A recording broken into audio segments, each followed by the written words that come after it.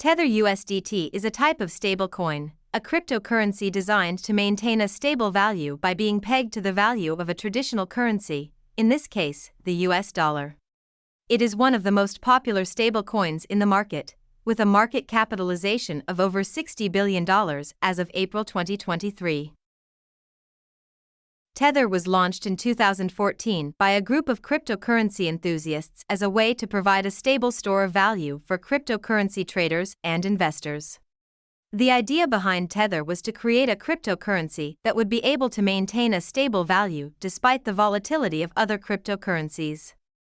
Tether USDT is built on blockchain technology and operates on various blockchain networks, such as Ethereum, Tron, and Algorand. The tokens can be bought, sold, and traded on cryptocurrency exchanges, just like any other cryptocurrency. The value of Tether USDT is intended to remain constant at around $1 per token. This is achieved through the use of a reserve system, where Tether Limited, the company behind Tether, claims to hold reserves of US dollars equivalent to the number of USDT tokens in circulation.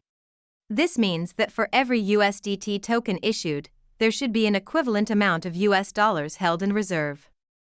However, Tether has faced controversy and criticism over the years regarding the transparency of its reserves. Some critics have raised concerns that Tether's reserves may not be as transparent or reliable as claimed. Tether Limited has published occasional attestation reports from third-party accounting firms to confirm the amount of reserves held, but this has not completely resolved the issue. Despite these controversies, Tether USDT remains popular among cryptocurrency traders and investors due to its stability and ability to provide a hedge against the volatility of other cryptocurrencies.